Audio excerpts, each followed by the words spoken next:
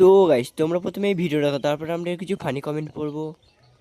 এটা কি হলো? এসি লাগানোর পর তো সুমি ঘর থেকেই বেরোতে চাইছে না। খাবার বানিয়ে আমি কতক্ষণ বসে আছি, এদিকে আমার দেওরের ছেলেটা এসে বলছে, জাম্মা তুমি কি করছো? আরে বাবা, সুমি দিদির জন্য তো খাবার বানিয়েছি, এখনো দেখ রুম থেকে বেরোচ্ছেই না। জাম্মা তুমি একটা কাজ করতে পারো, সুমি দিদির ঘরে গিয়ে এসিটা পুরো বন্ধ করে দাও, তাহলেই দেখবে সুমি দিদি তাড়াতাড়ি বেরিয়েই খাবার খেতে আসবে। না রে সোনা, ওই কাজটাই তো করতে পারি না। এর মধ্যে সুমি বেরিয়ে এসে বললো, মা তুমি এটা কি করছো? আমি তো এক্ষুনি বেরিয়ে যাবো, আমার একটুও যে সময় নেই। ওদিকে হৃদয় খুব রেগে গেছে, রাস্তায় দাঁড়িয়ে আছে আমার জন্য, অনেক দূরে যেতে হবে। এই ডিপ পোস্ট গুলো তো তোর আর ভাইয়ের জন্যই বানিয়েছি, তাহলে এটা কি হবে? তুমি ভাইকেই দিয়ে দাও মা, আমার জন্য আর রেখো না। তুমি একটা অন্তত খেয়ে যা বাবা, খেয়ে তো দেখ কেমন হয়েছে। না মা, এখন আর খেতেই পারছি না, আমার যে অনেক দেরি হয়ে যাবে, তুমি পরে একদিন আমাকে বানিয়ে দিও, তখন খেয়ে। তোমাদেরকে বলছি তোমরা একটু লক্ষ্য করে দেখো ডিম পোস্ট গুলো কেমন করে বানিয়েছি। ডিমটা ভেঙে দিয়ে বিট নুন আর গোলমরিচের গুঁড়োই দিয়েছি, আর কিছুই দিইনি। এটা যে খেতে কি টেস্টি।